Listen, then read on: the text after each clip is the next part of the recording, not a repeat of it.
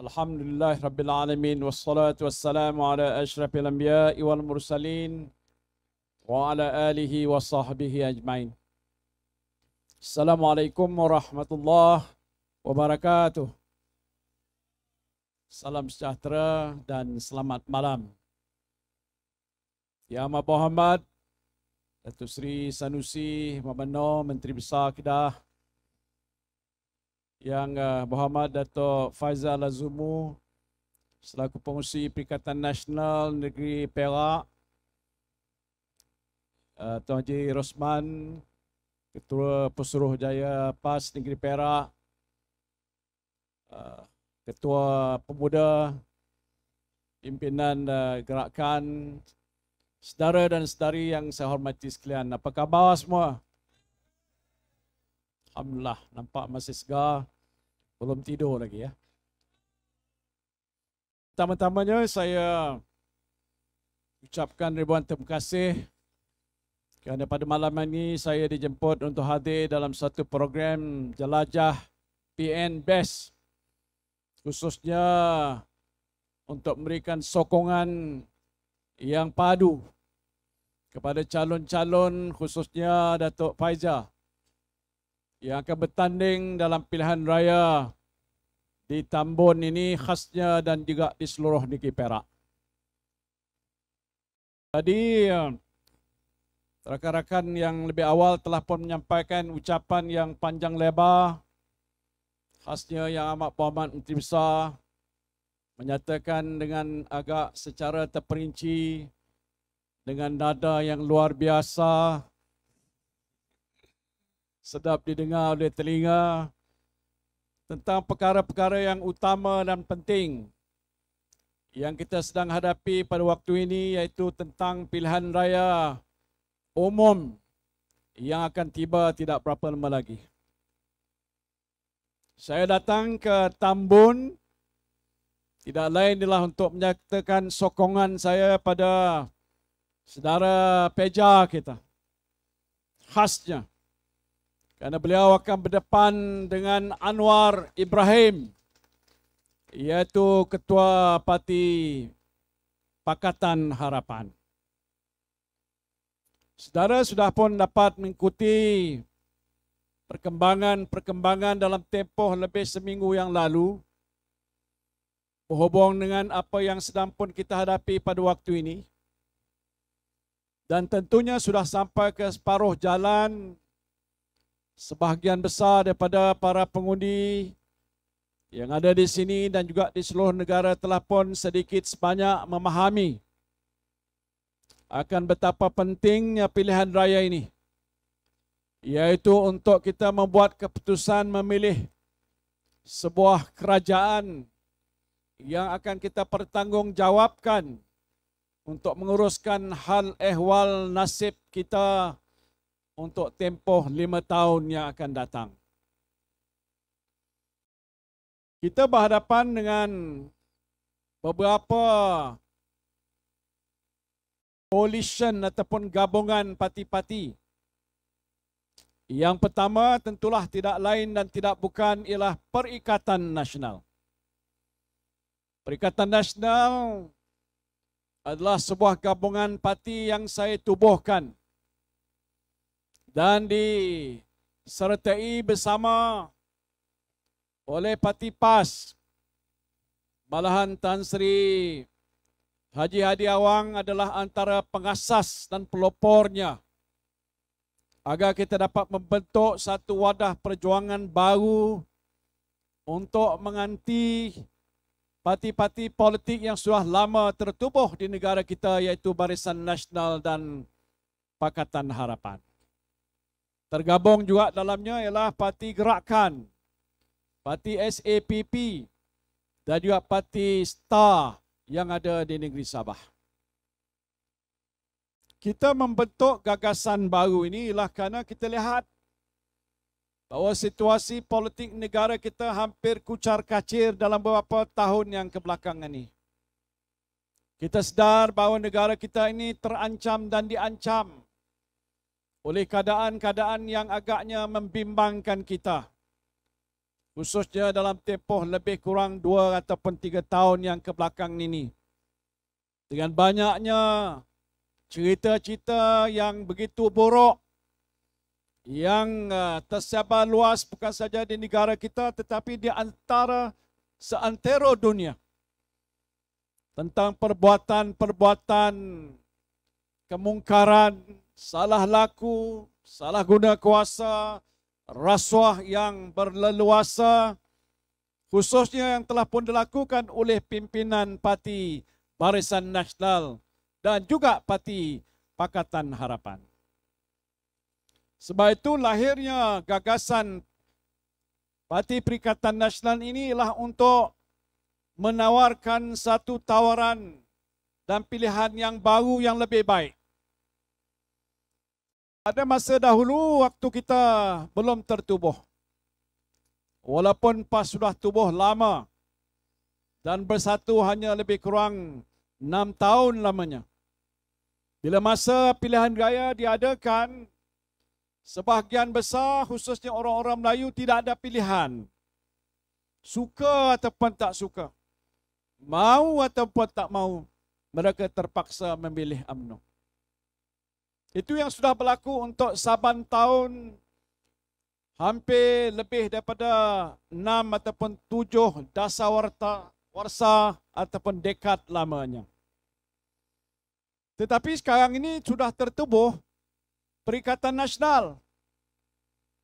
Bermakna sudah ada satu pilihan baru yang pastinya kalau kita nilai dalam tempoh yang begitu singkat adalah satu pilihan yang terbaik yang kita tawarkan kepada seluruh rakyat Malaysia, khususnya orang-orang Melayu. Betul tak?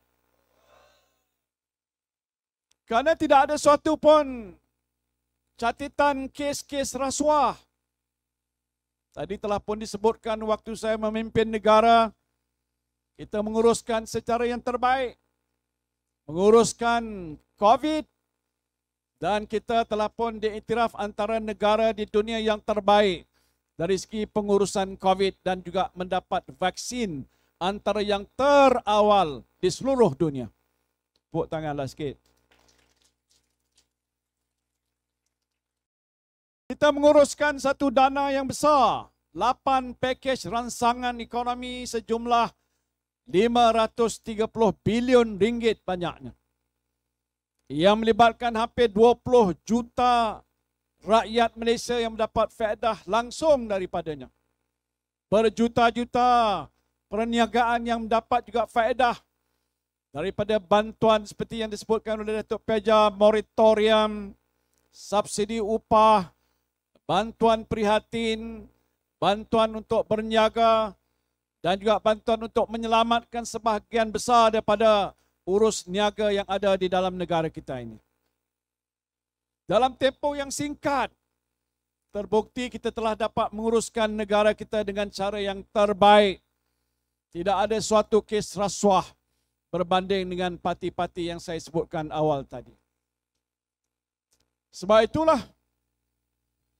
di sini di Tambun kita berhadapan dengan satu cabaran. Mungkin satu peringkat kita tak payah nak bincang banyak soal UMNO dan Barisan Nasional ni. Saya mempunyai satu gut feeling kita orang. Satu perasaan agak luar biasa. Mungkin tempoh masa Barisan Nasional dan UMNO sudah sampai ke penghujungnya. Walaupun presidennya orang Perak, daripada Bagan Datuk, Zahid Hamidi namanya. Tapi terbukti sekarang ni beliau sudah pun terpalit dengan kes-kes rasuah yang begitu banyak. Saya tak nak bincang soal itu, orang Perak lebih faham dan lebih tahu daripada saya. Betul tak? Tetapi masalah ini sudah pun ada dan wujud. Dan kita tidak mahu sejarah hitam negara kita berulang kalau kita buat salah pilihan untuk menyokong dan juga mengundi kepada UMNO ataupun Barisan Nasional. Yang saya nak bicarakan di sini ialah kerana Tambun berdepan dengan gergasi Datuk Peja. Nak lawanan arwah Ibrahim bukan pornografi.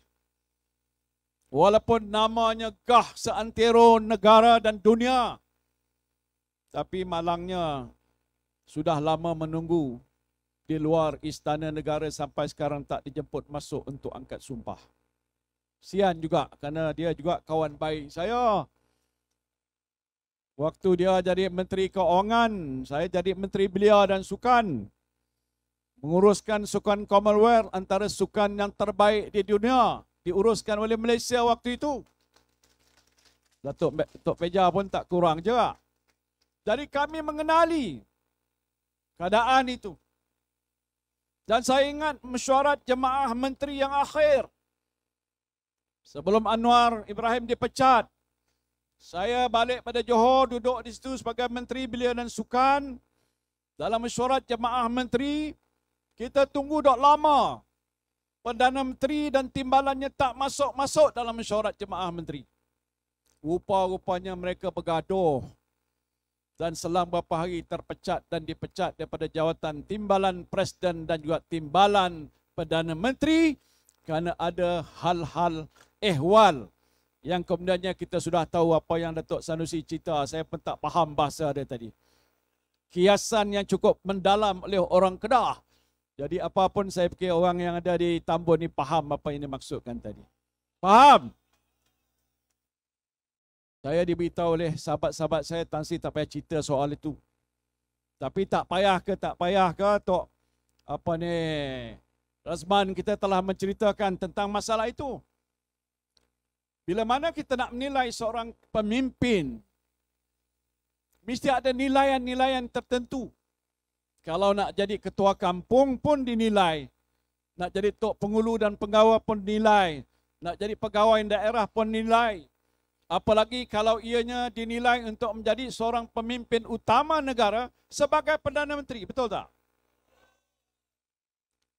Jadi oleh sebab itu pada malam ini saya nak menceritakan masalah dan pengalaman saya sendiri yang saya hadapi waktu mana saya berada dalam Pakatan Harapan. Saya nak sebut betul yang tersasul. Kami waktu itu membentuk Bersatu sebagai satu langkah usaha untuk menggantikan UMNO. Kerana saya tidak ada suatu platform politik, tidak ada menjadi ahli mana-mana anggota parti politik sama dengan Datuk Peja. Dan sebab itu kita menubuhkan Bersatu. Saya tahu bahawa kalau nak menubuhkan Bersatu sahaja bersendirian untuk berhadapan dan berdepan dengan suatu gerakan besar, masalah negara yang dirondong oleh isu kleptokrasi, saya fikir sukar untuk kita menentang dan kita menang untuk menghadapi perkara seperti itu. Sebab itu waktu itu tidak ada pilihan. Untuk menjatuhkan Barisan Nasional dan kleptokrasi, kami bergabung bersama-sama dalam parti yang dinamakan Pakatan Harapan, di mana Anwar Ibrahim menjadi ketuanya, Guan Eng, Gobind Singh Dios, Ibarasa, dan juga tak kurang hebat Mat Sabu duduk di dalamnya bersama-sama. Dan waktu mana kita telah bersama-sama di situ, akhirnya kita berjaya menumbangkan kleptokrasi. Betul tak? Dan bukan saja berjaya, akhirnya Najib Razak telah pun dibicarakan dan sekarangnya dia ada di penjara mana? Penjara Kajang kalau tak silap saya, bukan Sungai Buloh. Saya perkara ini saya berikan tumpuan awal untuk menyatakan pengalaman sementara saya berada dalam Pakatan Harapan. Selama 22 bulan disebutkan tadi. Cukup menyeksakan. Luar biasa. Saya dah ada duduk dalam jemaah menteri ini. Hampir 40 tahun lamanya. Dah jemu dah orang tengok muka saya ni. Dulu handsome tapi sekarang tak berapa handsome lagi. Manis ada, sikit saja. Begitu lama. Tetapi dalam jemaah menteri sebelum ini tidak ada apa-apa masalah. Biasa kita bincangkan dengan tenang, membuat keputusan yang penting untuk menguruskan negara dalam semua hal ehwal, termasuk soal keselamatan, ekonomi dan sebagainya. tetapi berada 22 bulan dalam Pakatan Harapan adalah cukup menekan dan juga menyeksakan. Saya berpengalaman di waktu itu sebagai Menteri Dalam Negeri yang menguruskan soal keselamatan negara. Ada beberapa contoh-contoh kes yang saya nak sebutkan sini menunjukkan betapa parti yang dipimpin oleh Datuk Seri Anwar Ibrahim dalam Pakatan Harapan bersama dengan DAP memang tidak menghormati perkara-perkara utama yang menjadi tunjang negara kita. Contoh saja dalam soal ekonomi. Yang ini diberitahu saya oleh Datuk Seri Azmin dan kami bersama-sama ada di situ. Tertubuh Teraju. Ini salah satu agensi utama untuk membantu Bumiputra dalam urusan-urusan perniagaan. Ada Equinas yang dibentuk di bawah Yayasan Equity Nasional, iaitu suatu organisasi GLC yang besar. Di dalamnya ada peruntukan sejumlah lebih daripada 2 bilion. Kedua-dua agensi utama ni, waktu mana kita dalam mesyuarat ditekan oleh Menteri Keuangan. Menteri Keuangannya tidak lain dan tidak bukan ialah Lim Guan Eng. Ada beberapa ketika menunjukkan beliau langsung tidak mahu menghormati agensi seperti Teraju. Dan beberapa peruntukan-peruntukan yang telah disediakan diambil balik. Malahan dihentikan Teraju dan tidak diwujudkan. Hanya kemudian kami wujudkan semula Teraju untuk menjamin dan kelangsungan masa depan Bumiputra di negara kita. Equinas yang telah pun tertubuh oleh kerajaan terdahulu dengan peruntukan duit sebanyak 2 bilion. Lim Guan Eng buat keputusan supaya peruntukan 2 bilion itu diambil balik oleh Kementerian Keuangan. Bermakna tidak menghormati satu lagi agensi Bumiputra yang ditubuhkan oleh kerajaan dan langkah-langkah yang diambil langsung tidak memberi perhatian pada nasib Bumiputra dalam pembangunan ekonomi di negara kita. Ini dua contoh. Sebanyak lain contoh yang Datuk Seri Sanusi telah sebutkan, tindakan-tindakan yang telah diambil yang saya berarti adalah satu perkara yang amat melampau, bercanggah dengan dasar negara kita, khususnya dari segi pembangunan usahawan Bumiputra. Jadi sebab itu, waktu itu Datuk Seri Azmin berjumpa dengan Tun Dr. Mahathir sebagai Perdana Menteri, minta supaya desakan oleh Menteri Keuangan iaitu Datuk Lim Guan Eng jangan ditunda, dan akhirnya Tun Mahathir bersetuju dan peruntukan itu masih kekal ada di situ. Guan Eng juga menarik balik peruntukan yang kerajaan telah sediakan untuk Universiti Tun Abdul Razak. Ya, dia ditaja oleh MCA sebanyak 300 juta. Bila Lim Guan Eng, seorang Cina, mengambil keputusan untuk menarik balik peruntukan yang telah disediakan kepada UTA, iaitu ditaja oleh MCA, tujuan ialah untuk pembangunan pendidikan tinggi di kalangan masyarakat Melayu, bukan Melayu dan juga lain-lain lagi. Dia telah buat keputusan untuk tidak diberikan semula peruntukan yang tersebut. Hanya waktu mana Perikatan Nasional yang saya pimpin sebagai Perdana Menteri kita memulangkan balik peruntukan itu kerana ini berkaitan dengan soal pendidikan. Agak luar biasa, seorang Cina yang sewajarnya menyokong pendidikan untuk masyarakat Tionghoa majoritinya walaupun ditaja oleh MCA, mengambil tindakan drastik untuk ambil balik peruntukan itu dan tak diberikan peruntukan pada pihak universiti yang berkenaan. Saya, waktu pimpinan Perikatan Nasional ambil Teraju negara, kita sediakan semula peruntukan yang saya anggap penting untuk tujuan pendidikan anak-anak di negara kita ini. Ini satu dua contoh. Sebagai Menteri Dalam Negeri, saya telah pun didesak untuk menghapuskan akta hasutan. Ini akta telah tertubuh dalam negara kita berpuluh-puluh tahun lamanya. Apa tujuan akta ini? Tidak lain adalah untuk mengambil tindakan pada pihak-pihak yang tidak menghormati beberapa institusi dan peruntukan penting dalam perlembagaan kita. Contohnya kedudukan Raja-Raja Melayu kita. hak istimewa orang-orang Melayu kita, agama Islam kita, bahasa kita. Ini perkara 4 pokok ini memang menjadi tunjang dalam perlembagaan negara kita. Akta hasutan itulah yang diperuntukkan untuk mengambil tindakan kalau ada pihak yang menghina raja, menghina hak istimewa orang Melayu, agama Islam ataupun bahasa Melayu sekalipun. Apa yang nak dibuat oleh pihak Pakatan Harapan di bawah PKR dan PH waktu itu? Tidak lain menuntut supaya akta hasutan dihapuskan. Saya membentuk sebuah jawatan kuasa di peringkat Kementerian Dalam Negeri. Dan jawatan kuasa itu telah meneliti dan berpendapat tidak boleh kita hapuskan kecuali kita kena rujuk kepada Majlis Raja-Raja. Kalau Majlis Raja-Raja bersetuju atau berkenan, baru boleh kita pindah. Tapi saya sudah awal-awal lagi, taklah wajar dan munasabah kita nak bawa kepada Majlis Raja-Raja yang ada kaitan dengan soal kedudukan keistimewaan kedudukan raja-raja untuk dihapuskan dan terdedahlah kedudukan raja-raja dalam negara kita dengan perbuatan penghinaan oleh sesiapa pun. Ini tuntutan daripada DAP. Anwar Ibrahim ada di situ.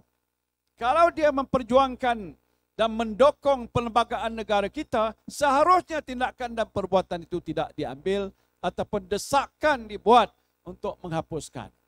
Saya sebutkan ini sebagai contoh.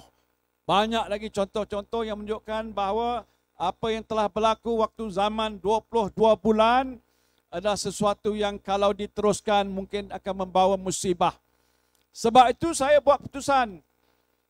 Parti bersatu dan Majlis Tertinggi bersatu dan pandangan Tuan Mahathir juga sama supaya kita meninggalkan Pakatan Harapan. Ya, kita meninggalkan, orang kata kita khianat. Tapi saya nak beritahu kita tidak sanggup untuk mengkhianati bangsa, agama dan negara. Kita tinggalkan PH. Kalau PH terus berkuasa di Putrajaya, akan banyak berlaku kerosakan dan kemusnahan pada sistem negara kita yang ada pada hari ini. Jadi kita keluarlah. Dan kita keluar, lepas tu macam mana terbentuklah Perikatan Nasional yang kita namakan pada hari ini. Jadi pada malam ini saya tak nak menceritakan itu. Pastinya kalau saudara sudah faham, maka jangan beri satu undi pun pada Anwar Ibrahim. Boleh? Langsung jangan pertimbangkan kalau ada calon yang lain selain daripada Perikatan Nasional. Boleh ataupun tidak? Ini macam hukumnya wajib. Saya bukan pakar agama dan sebagainya, tapi wajib mempertahankan Perikatan Nasional untuk mengelak kita berhadapan dengan musibah besar kalau kita tak lakukan apa yang saya sebutkan tadi. Betul tak? Tadi saya makan sebelum sampai ke sini dijemput oleh sahabat Datuk Peja. Kita duduk semeja dan kita tanya di situ, antara pertanyaan kita, bagaimanakah agak sikap anak-anak muda yang ada di Tambun tentang pilihan raya ini? Dia jawab agak memeranjatkan. Dia kata, mungkin betul, mungkin tidak betul. Bahawa di Tambun ni mungkin anak-anak muda akan pangkah pada Pakatan Harapan. Betul ke? Betul ke? Saya fikir tak betul. Bukan kenapa, mungkin mereka tak tahu latar belakang sejarah parti politik seperti Pakatan Harapan ataupun DAP. Malam ini kita telah menjelaskan dan Datuk Sanusi, Datuk Peja Ryan pun telah menjelaskan latar belakang bagaimana Anwar Ibrahim yang menerajui Pakatan Harapan dengan DAP bersama-sama di dalamnya telah membawa kesan yang begitu besar dan tak dapat dipertahankan prinsip-prinsip utama yang menjadi tunjang pada negara kita. Dan kalau itu dilakukan hanya walaupun boleh anak muda ataupun kita yang sudah dewasa, saya fikir itu akan membawa satu musibah yang agak besar pada masa depan negara kita ini. Jadi nak elakkan, jangan bagi satu undi pun pada Anwar Ibrahim. Boleh tak? Patut memang boleh, bukan susah sangat. Masuk ke tempat membuang undi 19 bulan, mulakan dengan selawat Allahumma salli ala Sayyidina Muhammad wa ala ali Sayyidina Muhammad. Tengok aja kepada Perikatan Nasional, tak kira siapa nama pangkah dekat situ. Dan kalau kita buat begitu, kita telah menunaikan satu tanggungjawab untuk mempertahankan negara kita daripada kita jerumus masuk ke gaung yang dalam Datuk Sanusi sebut tadi dan tak mungkin bangkit lagi di masa-masa yang akan datang. Na'udzubillahi min zalik. Soal pokok sekarang ni, kalau itulah keadaannya. Dan kita tahulah apa yang akan berlaku kalau PH terus mentadbir negara. Katalah dia kata itu, kami baru 22 bulan. Bagilah kami 5 tahun. 22 bulan apa dia buat? Saya ingat waktu mana COVID sudah mula melanda negara. Itu tahun 2019. COVID sudah ada di Wuhan. Dan Malaysia ni antara destinasi warga Cina untuk datang. Makan angin. Malahan kes COVID yang pertama adalah kes COVID yang dibawa oleh pelawat Cina ke Malaysia. Kita dapati kes COVID ini ialah kerana mereka lah. Mereka dibawa ke Hospital Sungai Buloh, bagikan treatment. Itu permulaan kes. Bukan zaman saya jadi Perdana Menteri. Zaman Tun Mahathir memimpin Pakatan Harapan waktu itu. Saya Menteri Dalam Negeri, jaga immigration. Saya telah mencadangkan pada Pakatan Harapan Kabinet supaya kita adakan sekatan. Kita tutup sempadan kita dan tak membenarkan warga asing baik daripada negara mana sekalipun datang ke Malaysia kerana COVID sudah mula melanda negara. Apa jawapan Tun dan juga Kabinet? Tak apalah, biarlah begitu. Itulah tuan-tuan. Kalau dia dah buat dulu, mungkin kita tak seteruk mana yang kita hadapi sebab saya telah terpaksa menguruskan dalam keadaan yang teruk. Itu telah pun berlaku di waktu zaman PH.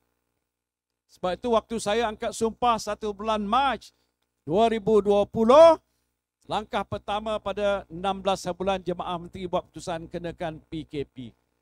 Anwar Ibrahim kata saya bapa PKP. Saya tak nak mencarut kata kepala bapa.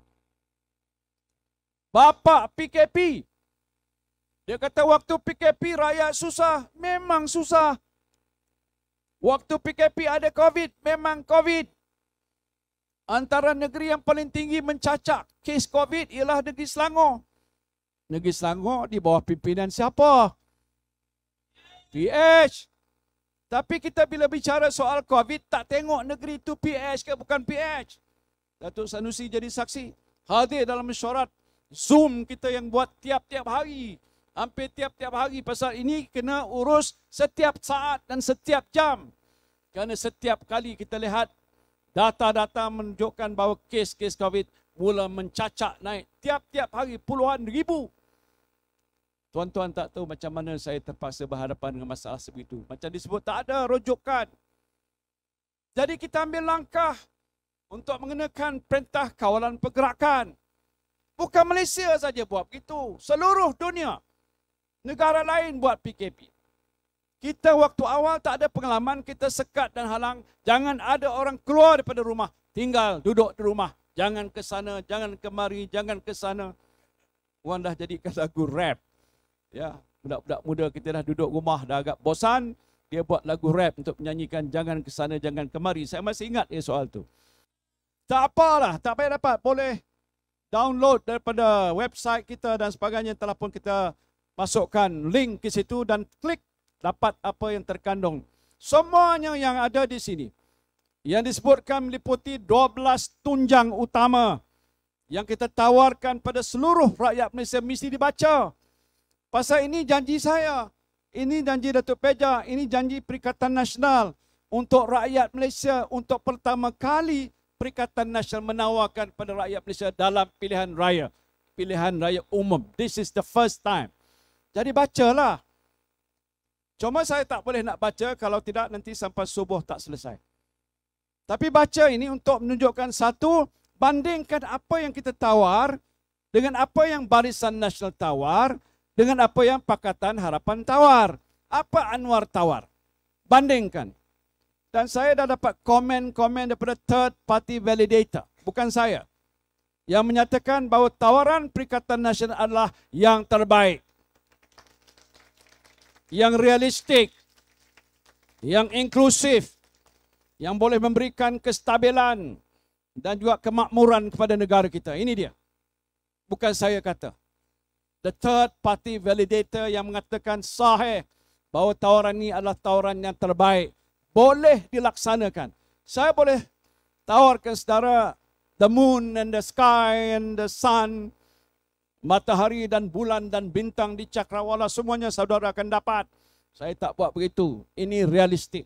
Dibuat oleh satu tim penyidik pakar ekonomi untuk menawarkan banyak perkara. Satu, kalau saya sebutkan yang berkaitan dengan soal rakyat kita, anak-anak muda kita, menyediakan 1 juta peluang pekerjaan berpendapatan tinggi. Setuju tak? 1 juta dalam tempoh 5 tahun. Saudara tahu tak, dalam tempoh 17 bulan, waktu saya memimpin negara, kita melahirkan 530,000 peluang pekerjaan baru.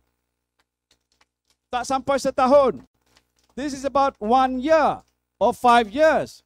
Dan saya jangka ini boleh kita laksanakan bukan saja peluang pekerjaan, tapi peluang pekerjaan berpendapatan tinggi.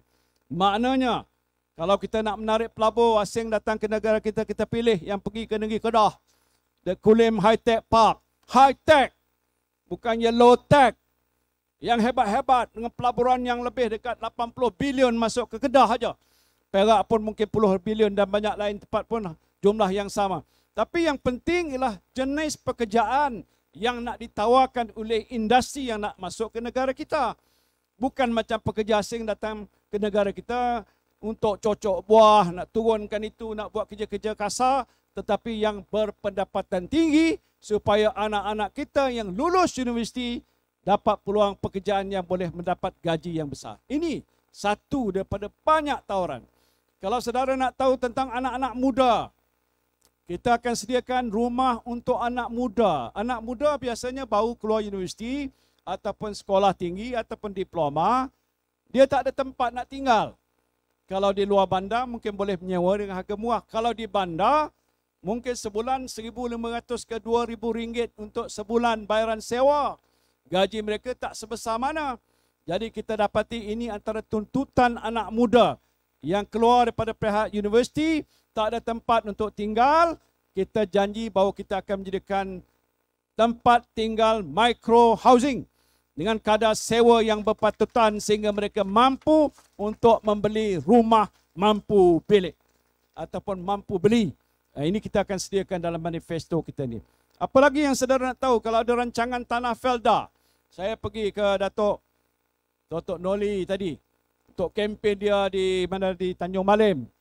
Pergi ke rancangan tanah Felda.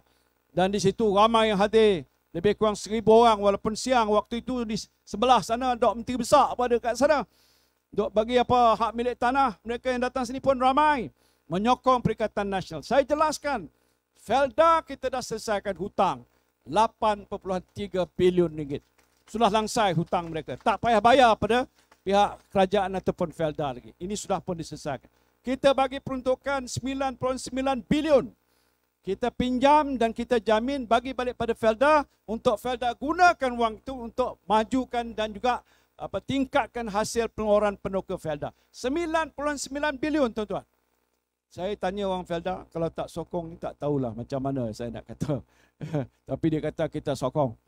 Dan walaupun Felda adalah kawasan kubu kuat UMNO, bukan baru sejak zaman berzaman, hari ini sudah pecah. Sempang siur dia perginya. Pasal mereka sekarang ini tidak lagi percaya kepada UMNO ataupun Barisan Nasional. Kalau wanita, ada hal ehwal wanita. Soal memberikan dana untuk penjagaan tenaga wanita. 20,000 grant yang boleh kita bekalkan untuk permulaan, untuk penjagaan, untuk membantu wanita-wanita untuk boleh bekerja semula, untuk tempat bagi mereka meletakkan anak-anak mereka untuk jadi tempat pusat penjagaan dan pelbagai-bagai lagi tawaran dalam buku manifesto Perikatan Nasional ini. Dan juga urusan-urusan yang berkaitan dengan soal ekonomi, nak pulihkan ekonomi negara kita. Semua kita janji, antara lain saya katakan di tempat lain bahawa kalau kita menang, insya-Allah angkat sumpah bila Datuk Sanusi. Lepas 19 bulan, katalah berapa hari dah angkat sumpah, Lepas tu bagi masa pada Perdana Menteri waktu itu, siapa dia? Untuk membentuk jemaah menteri. Waktu kita adakan mesyuarat jemaah menteri yang pertama, yang paling penting yang akan bincang dan putuskan ialah soal mengenai hal ehwal nasib rakyat yang miskin, yang susah, yang pada waktu sekarang ini tertekan, hidup mereka melarat dan sebagainya. Dulu kita panggil B40, sekarang sudah jadi B60.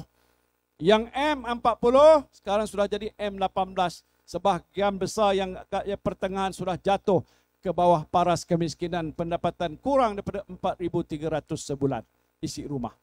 Ini hal yang sedang berlaku hari ini. Kalau di Perak pun ada 1,000 orang, bermakna 600 orang tergolong dalam golongannya miskin. Dulu 400, meningkat dan bertambah. Kalau pentadbiran kerajaan yang lain tidak faham tentang masalah ini dan keperluan untuk tindakan cepat dan segera, maka rakyat akan terus menderita.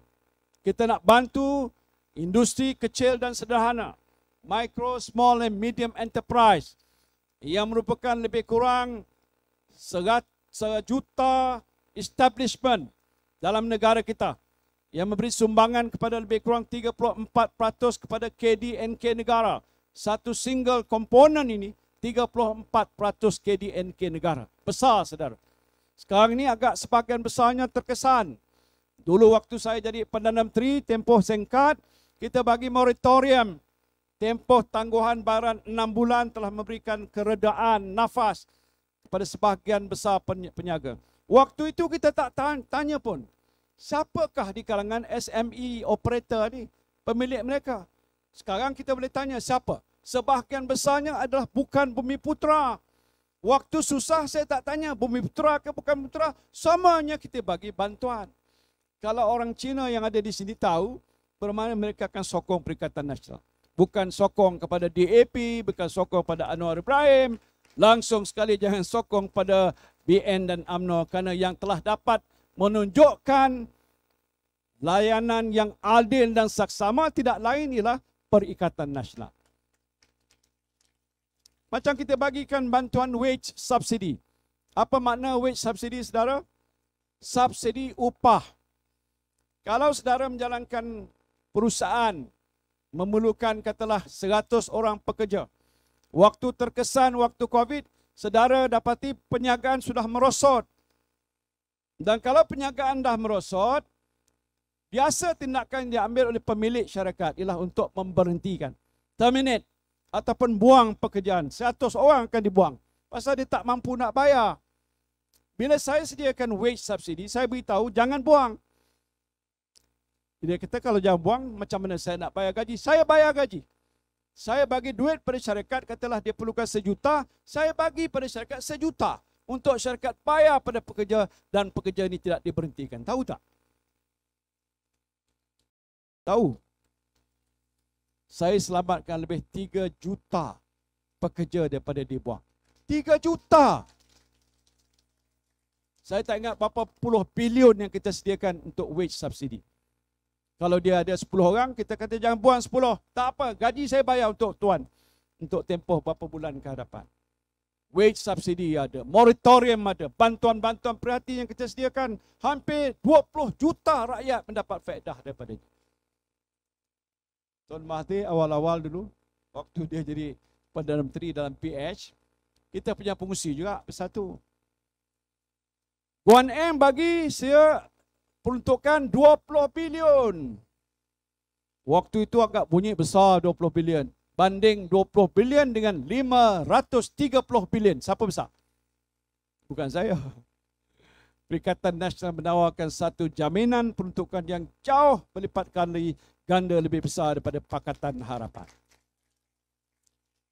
Di mana Datuk Seri Anwar waktu tu dia tak ada dalam jemaah menteri. Masuklah jemaah menteri jadi timbalan Perdana Menteri. Tak, dia bagi isteri dia. Tak apalah. Mau kita nak tunjuk. Datuk Seri Anwar Ibrahim, bukan saya nak kata, kawan baik saya. Dia pernah cerita dengan saya, Muhyiddin ingat tak, lepas Commonwealth Game, dia bergaduh dan Tuan Mahathir atas sebab yang kita tahu. Lepas tu dia panggil saya, jumpa dia. Tak apa, dia kata. Sebelum dia dipecat. Hang tunggu sekejap. Saya tak puas hati jadi Menteri Belia dan Sukan bila pindah daripada Johor daripada Menteri Besar. Jadi dia kata jangan berhenti. Tunggu. Pasal apa? Saya, Tuan Mahathir kata tak lama lepas dia akan berhenti. Lepas Commonwealth Games, I will become the Prime Minister and you become my Deputy Prime Minister. Ni cerita yang tak pernah saya cerita. Dia cakap dengan saya. Best of friend.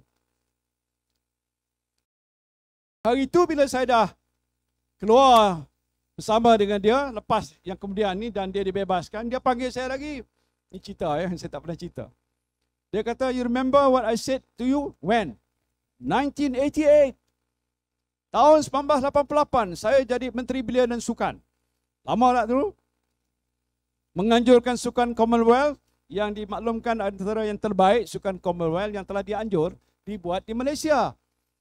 Dia panggil saya pada itu dia masih lagi di hospital. Dia pakai ni bengkong. Ya, pakai bengkong tak tahu pasal kerja kuat sangat kot. Dia pakai bengkong kat sini. Saya kata, you ni nak jadi PM. Tapi pakai bengkong tak apa. Tak apa. Okey. Habis dia beritahu saya, you remember what I said to you 1988? Apa dia? Saya ingat. Oh, remember. When I become Prime Minister, you become my Deputy Prime Minister. Wah, saya kata sudahlah Noah, tak payahlah. Bila saya jadi Perdana Menteri, dia datang courtesy call saya as a Prime Minister di pejabat saya. Ini cerita saya tak pernah cerita kat siapa pun. Dia datang masuk, saya berkata dengan Anwar, sorry Anwar, I'm the Prime Minister. You can never become Prime Minister as long you're befriending with DAP. Saya kata, you tak akan jadi Perdana Menteri selagi you di situ kerana orang Melayu akan tolak you kerana you bersama-sama dengan DAP. Saya bercakap terus terang. Tapi hari ini masih dekat sini. Dengan harapan yang cukup menggunung tinggi. Mudah-mudahan dia akan menang lawan Dato' Peja. Porah. Saya pakai Dato' Peja insyaAllah saudara menang. Dan menang dengan besar. A giant killer. You're not a giant killer. You are a giant. In order to beat this guy. Saya tahu dia tak boleh buat apa. Bukan nak memburukkan Datuk Seri Anwar, kawan saya juga lagi. Sejak bila dia jadi menteri lagi? Dah berapa lama dia keluar dalam pentadbiran kerajaan? How long? 20 tahun sudah tidak berada dalam kerajaan. Kalau saya cakap dengan dia kata, betul 20 tahun, tapi I still am able to become Prime Minister. Saya tidak menafikan. Tapi kalau sudah 20 tahun meninggalkan pentadbiran kerajaan, nak kembali untuk duduk sebagai Perdana Menteri, saya fikir agak sukar. Pasal nak memahami dasar tindakan. Saya faham itu. Kalau tidak ada pengalaman-pengalaman yang agak tertentu untuk menguruskan negara, kita berhadapan dengan risiko yang besar. Kalau dengan keadaan sebegitu, masalah utama rakyat tadi tak mungkin dapat selesai dalam tempoh secepat yang rakyat mahu. Dia akan kata, tunggulah, insyaAllah, tunggulah. Rakyat tak boleh tunggu lagi sekarang. Betul tak? Dia mahu sekarang. Yang terbaru hari itu saya jumpa banyak. Dan waktu saya melancarkan manifesto, ada orang kata, Tan Sri boleh tak bagi KWSP? Boleh tak dikeluarkan lagi KWSP? Siapa di sini yang mahu KWSP? Keluarkan KWSP. Angkat tangan. Mereka minta supaya saya timbang lagi. Dulu saya dah bagikan. I Lestari, I Sinar, I Citra. 3 I tu. Untuk membolehkan penyimpan dalam KWSP menggunakan dana yang ada, mengurangkan bebanan hidup yang mereka hadapi waktu zaman COVID. Masih ada yang minta supaya kita pertimbangkan. Saya jawab, walaupun tak ada dalam buku biru ni, tak ada disebutkan soal KWSP, tapi saya dah berucap hari itu dan menyatakan kami akan melaksanakan KWSP tersasar ataupun bersasar, bukan tersasar, bersasar. Maknanya kalau mereka memerlukan, ada lagi dana dalam KWSP, boleh dikeluarkan sebahagian peruntukan, kita akan benarkan ia dikeluarkan. Arahan daripada pihak kerajaan, kabinet, maka KWSP perlu mengeluarkan. InsyaAllah, mungkin dalam syurat jemaah menteri yang pertama, kita akan laksanakan sebahagian daripada perkara yang saya sebutkan. Oh, sudah habis. Pukul 12 dah tamat. Ya, saya tahu ada waktunya. Tak maaf. Tapi apapun, sebahagian besar daripada apa yang saya sebutkan tadi menyatakan bahawa Perikatan Nasional mampu untuk menguruskan negara. Sebab itu saya minta semua pengundi-pengundi yang ada di sini, termasuk yang anak muda, memberikan sokongan yang padu kepada Perikatan. Dan insyaAllah selepas 19 bulan, Perikatan Nasional berjaya membentuk kerajaan di peringkat negeri Perak dan kerajaan di Putrajaya. Terima kasih. Wabillahi taufiq wal hidayah. Wassalamualaikum warahmatullahi wabarakatuh. Perikatan Nasional. Perikatan Nasional. Perikatan Nasional. Takbir Allahu Akbar. Takbir Allahu Akbar. Takbir Allahu Akbar. PN Best. PN Best. PN. Best. Terima kasih.